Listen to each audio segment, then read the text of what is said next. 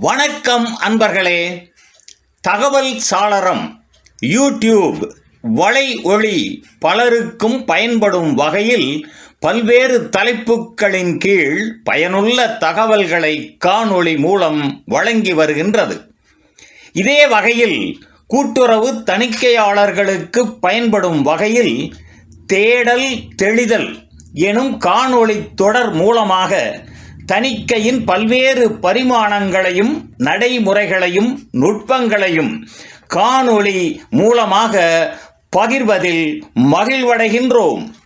வாருங்கள் தணிக்கையாளர்களே, இனி தணிக்கையின் நுணுக்கங்களை நுட்பமாக அணுகுவோம். அன்பார்ந்த தணிக்கையாளர்களே, உங்கள் அனைவருக்கும் என் அன்பான வணக்கம். இன்றைய காணொளியில் உங்களோடு உரையாடுவது உங்கள் அன்பன் பிச்சை முத்து. இன்றைய தினம் பணியாளர் கூட்டுறவு கடன் சங்கத்தின் தணிக்கையில் நாம் முக்கியமாக பார்க்க வேண்டிய இனங்கள் என்னென்ன, அவை எவ்வாறு பார்க்க வேண்டும் என்பதை பற்றி உரையாட இருக்கின்றேன். முதலில் பணியாளர் கூட்டுறவு கடன் சங்கத்தை பற்றிய ஒரு சிறிய முன்னுரை.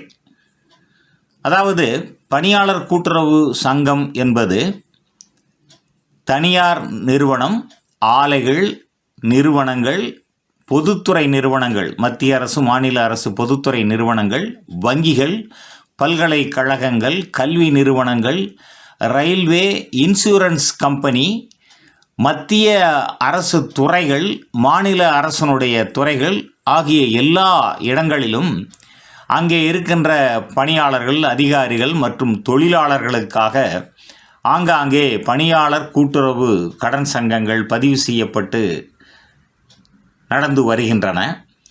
இவ்வாறு நடந்து வருகின்ற இந்த சங்கங்களுடைய செயல் எல்லை எவ்வாறு இருக்கிறது என்று பார்த்தோமேயானால், ஒரே ஒரு ஆலை அல்லது ஒரு நிறுவனம் மட்டும் இருக்கிறது என்றால் அந்த நிறுவனத்தோடு அல்லது அந்த ஆலையோடு அந்த செயல் எல்லை முடிந்துவிடும். சில நிறுவனங்களை பொறுத்த அளவிலே பல மாவட்டங்களிலே அதனுடைய யூனிட்ஸ், அதாவது ஆலைகள் இருக்கலாம். அப்படி இருக்கும் பொழுது ஒரே ஒரு சங்கம், மல்டி யூனிட் ஆர்கனைசேஷன் என்று நாம் சொல்கிறோம். அதற்கு அடுத்தது அரசு துறைகளிலே ஊராட்சி ஒன்றிய அளவிலும், வட்டார அளவிலும், மாவட்ட அளவிலும், மண்டல அளவிலும், மாநில அளவிலும் அரசு துறைகள் மற்றும் அரசு பொதுத்துறை நிறுவனங்களினுடைய கூட்டுறவு பணியாளர் கூட்டுறவு கடன் சங்கங்கள் இயங்கி வருகின்றன. அதை போலவே மத்திய அரசினுடைய நிறுவனங்களில் பல துறைகளில் பன்மாநில சட்டத்தின் கீழ் பதிவு செய்யப்பட்ட மல்டி ஸ்டேட் லெவலில் செயல்படக்கூடிய பணியாளர் கூட்டுறவு கடன் சங்கங்களும் இருந்து வருகின்றன. இந்த கூட்டுறவு சங்கங்களினுடைய முக்கியமான நடவடிக்கைகள் என்ன என்று பார்க்கும் பொழுது, இவர்களுக்கான நிதி ஆதாரம் எங்கிருந்து வருகிறது என்று பார்க்கும் பொழுது, அங்கத்தினர்களுடைய பங்குத்தொகை, அவர்களுடைய சிக்கன வைப்பு மற்றும் அவர்களிடமிருந்து பெறக்கூடிய தொடர் வைப்புகள், தவணை வைப்புகள், பணியாளர்களுடைய பொது வருங்கால வைப்பு நிதி, இதையெல்லாம் தாண்டி நிதி உதவும் வங்கியான மாவட்ட மத்திய கூட்டுறவு வங்கியிடமிருந்து பெறுகின்ற கடன்கள். சில நீண்ட காலமாக இயங்கி வருகின்ற சங்கங்கள் செல்ஃப் ரிலையன்ட் என்று சொல்வார்கள். தாங்களே சுய நிதியை சிக்கன வைப்பு மூலமாகவும் நிகர லாபங்களின் மூலமாகவும் உருவாக்கி கொண்டு மத்திய வங்கியினுடைய கடன் இல்லாமலே கூட செயல்படும் அளவிற்கு வளர்ந்திருப்பார்கள். இந்த வகையில் தான் அவர்கள் நிதி ஆதாரங்களை திரட்டிக் கொள்கின்றார்கள்.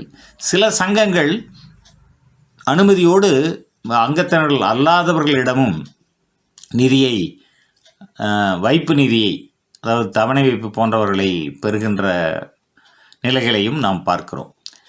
அடுத்ததாக, இந்த நிதியை அவர்கள் எப்படி அப்ளிகேஷன் ஆஃப் ஃபண்ட்ஸ், இந்த நிதியை எவ்வாறு அவர்கள் அப்ளிகேஷன், அதாவது செலுத்தி வருகிறார்கள், நிதி மேலாண்மை செய்கிறார்கள் என்று பார்க்கும் பொழுது, முக்கியமாக அவர்கள் அங்கத்தினர்களுக்கு கடன் கொடுப்பது தான்.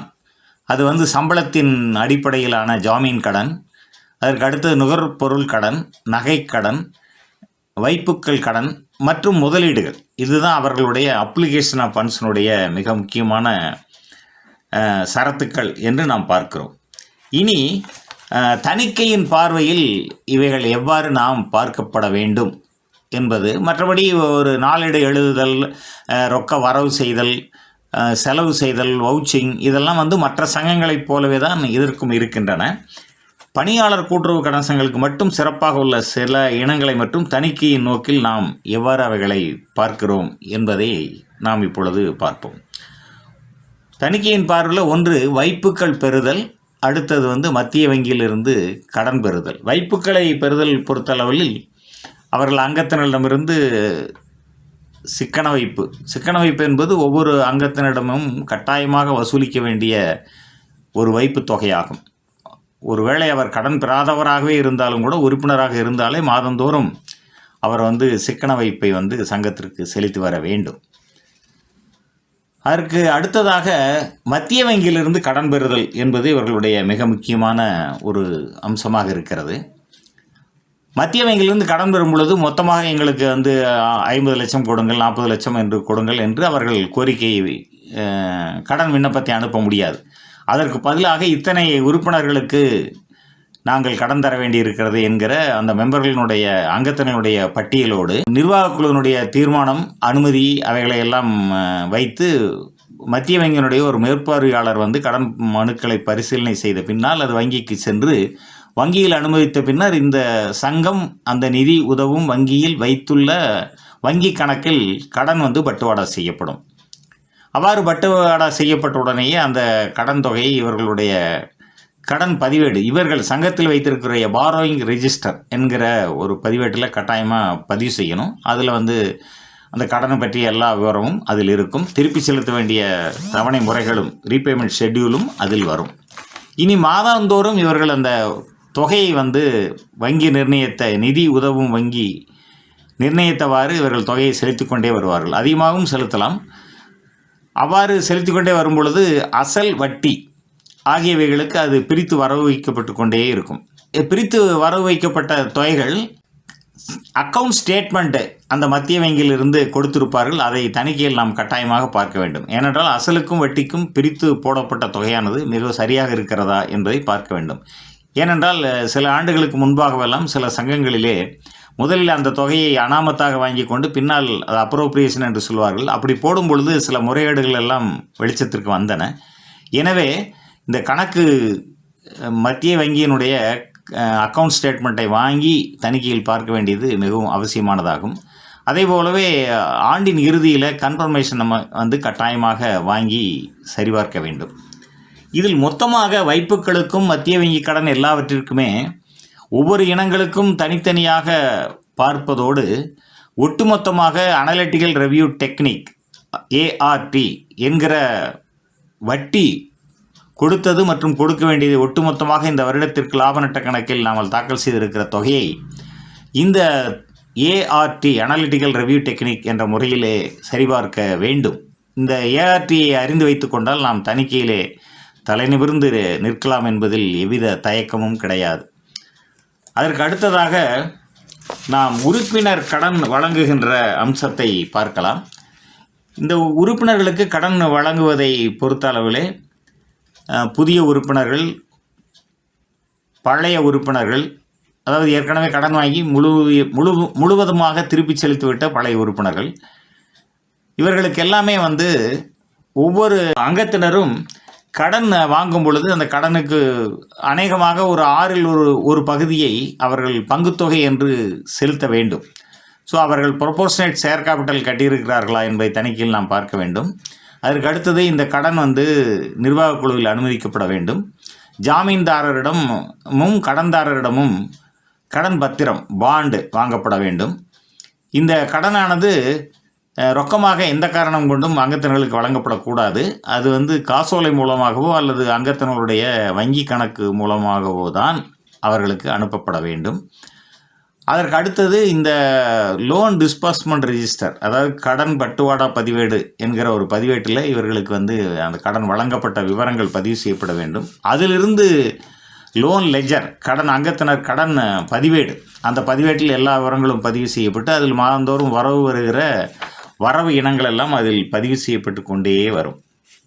அதற்கு அடுத்ததாக பணியாளர் கூட்டுறவு கடன் சங்கங்களில் மிகவும் முக்கியமாக பார்க்க வேண்டிய ஒரு இனம் வந்து DCB என்று சொல்லக்கூடிய டிமாண்ட் கலெக்ஷன் பேலன்ஸ் என்கிற ஒரு இனம். இது கணினியில் இருக்கிற சங்கங்களில் வந்து கணினியிலேயே வந்து துல்லியமாக வந்துடும். மேனுவலாக இருக்கிற சங்கங்களில் கட்டாயமாக இந்த மந்த்லி டிசிபி என்கிற இது பதிவேடாகவே அவங்க பராமரிப்பாங்க. அந்த பதிவேட்டில் இருக்கிறத வந்து பட்டியலாக தயாரித்து அதை வந்து சம்பளம் வழங்கும் அலுவலர் இருக்கிறார் இல்லையா, இந்த உறுப்பினர்கள்லாம் யாரும் நேரில் வந்து கடனை கட்டவே மாட்டாங்க.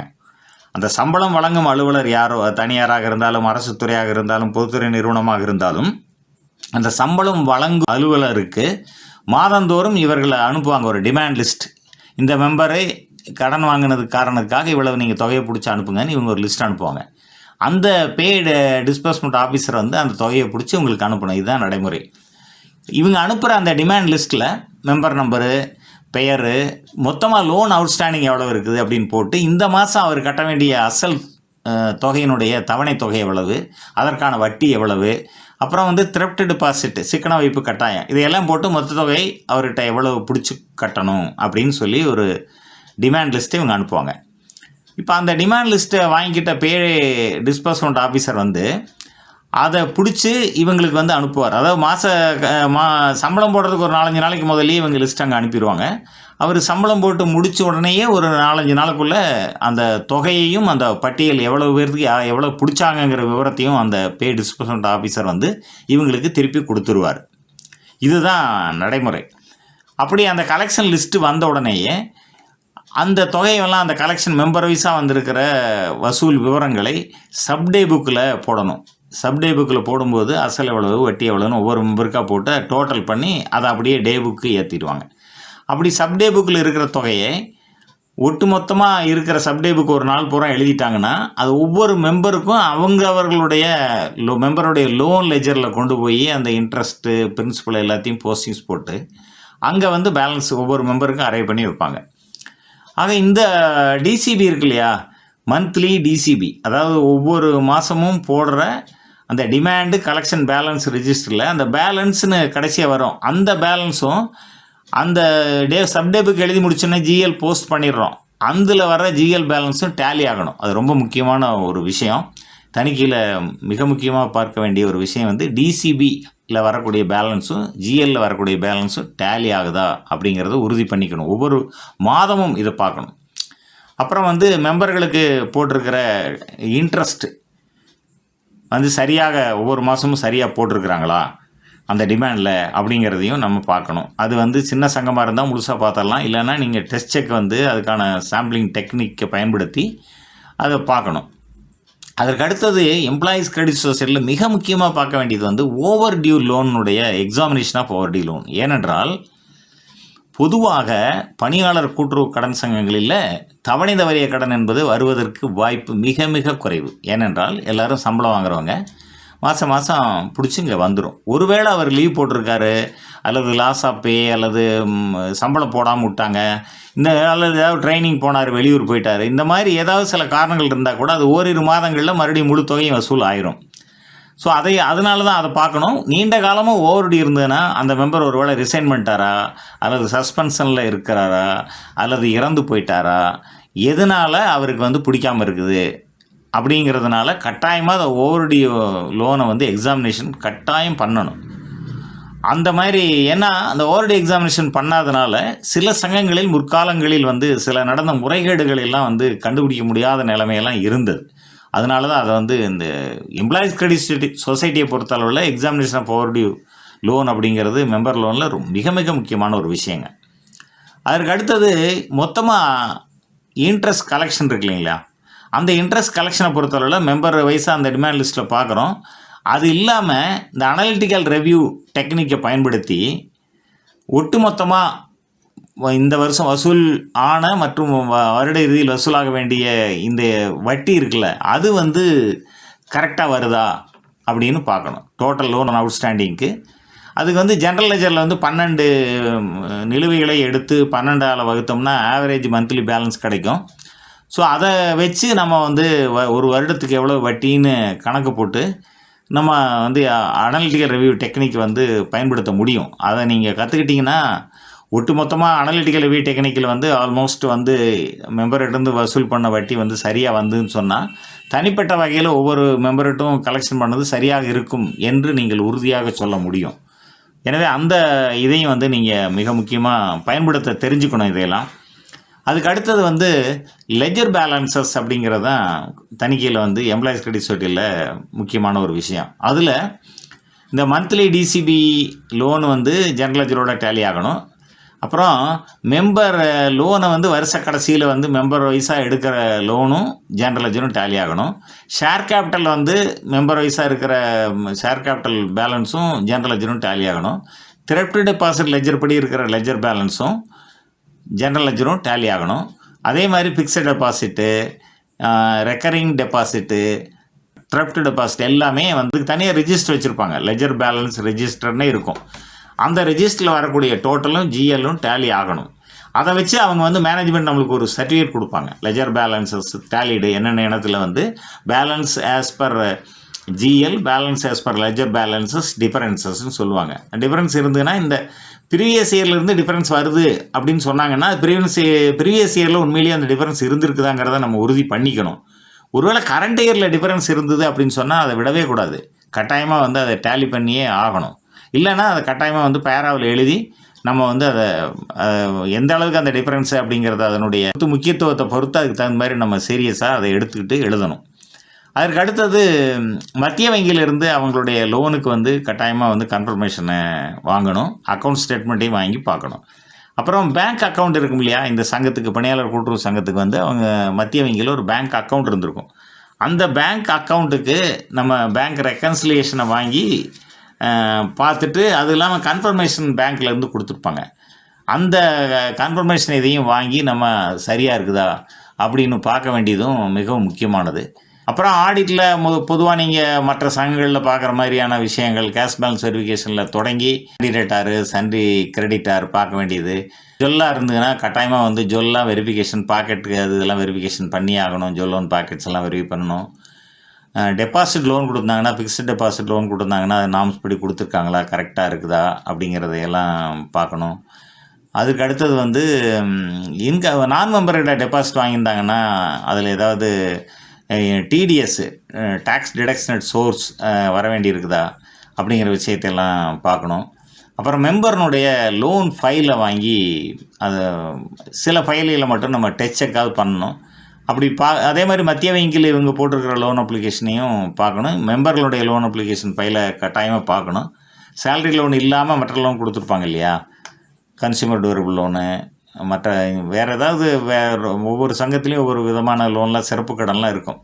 அதெல்லாம் வரும்பொழுது அந்த லோனுக்கான எலிஜிபிலிட்டி, அதாவது இத்தனை மடங்கு லோன் கொடுக்கலாம், அப்புறம் வந்து ரீபேமெண்ட்டு இத்தனைக்கு மேலே போகக்கூடாது, மேக்ஸிமம் லிமிட் இருக்கும் மெம்பர்களுக்கு கொடுக்குறது இவ்வளோ தான் கொடுக்கலான்னு, அது எல்லாமே சரியாக இருக்குதா அப்படின்னு பார்க்கணும். அதே மாதிரி மேக்ஸிமம் பாரோயிங் லிமிட்டுக்குள்ளே சங்கம் வந்து மத்திய வங்கியில் வாங்குகிற கடன் இருக்குதா அப்படிங்கிறதெல்லாம் பார்க்கணும். இப்போ கட்டாயமாக வந்து எந்த காரணம் கொண்டும் எம்ப்ளாயீஸ் கிரெடிட் சொசைட்டியில் ரொக்க வரவு செலவு வர்றதுக்கான வாய்ப்பு மிக மிக குறைவுங்க. எல்லாமே த்ரூ பேங்க் மூலமாக தான் போயிட்டுருக்கும்.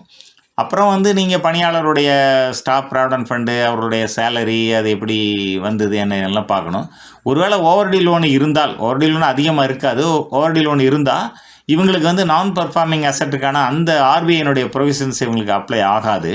ஒருவேளை வந்து சில எம்ப்ளாயீஸ் கிரெடிட் சொசைட்டிலாம் வந்து பேங்க்காக ஆர்பிஐ லைசன்ஸ் வாங்கி நடத்திட்டு இருக்காங்க, அவங்களுக்கு அது வந்துடும். மற்றபடி ஆர்பிஐ லைசன்ஸ் இல்லாத சாதாரண எம்ப்ளாயீஸ் கிரெடிட் சொசைட்டிக்கெல்லாம் வந்து நான் பர்ஃபார்மிங் அசட்டுக்கான ப்ரொவிஷன் அப்ளை ஆகாது. அதனால் அவங்க சங்கத்தை பொறுத்தளவில் 3 ஆண்டுகளுக்கு மேற்பட்ட 3 முதல் 6 வரை தவணை தவறிய கடன்களுக்கு 10%, 6 வருடத்துக்கு மேலே தவணை தவறி இருந்ததுன்னா அதுக்கெல்லாம் 100% வந்து நம்ம ஓவர்டி லோனுக்கான ப்ரொவிஷன்ஸ் போடணும். அப்புறம் மற்றதெல்லாம் எல்லா மற்ற சங்கங்களில் பார்க்குற மாதிரி நீங்கள் வந்து சண்டி ரிட்டார்லாம் எக்ஸாம் பண்ணி அதுக்கான ரிசர்வ் போடுறது, அப்புறம் வந்து பேரா டிராஃப்ட் பண்ணுறது, அப்புறம் ஆடிட் ரிப்போர்ட் தயார் பண்ணுறது, இதெல்லாம் வந்து ரொட்டீனாக மற்ற சங்கங்கள் மாதிரி பொதுவான அம்சங்கள் தான். ஸோ இந்த எம்ப்ளாயீஸ் கிரெடிட் சொசைட்டியில் நம்ம பார்த்துருக்கிற இந்த ஒரு முக்கியமான அம்சங்கள் இதில் பார்க்க வேண்டியது அப்படிங்கிறது இதுவரை விவரிக்கப்பட்ட விவரங்கள் தான். எனவே இந்த விவரங்களை எல்லாம் நீங்கள் கூர்ந்து கவனித்து பணியாளர் கூட்டுறவு கடன் சங்கங்களுடைய தணிக்கையை மிகச் சிறப்பாக நடத்துவீர்கள் என்ற நம்பிக்கையோடு இந்த காணொளியை நிறைவு செய்கின்றேன். நன்று நண்பர்களே, தேடல் தெளிதல் தொடரின் பிறிதொரு காணொளியில் மீண்டும் சந்திப்போம். நன்றி, வணக்கம்.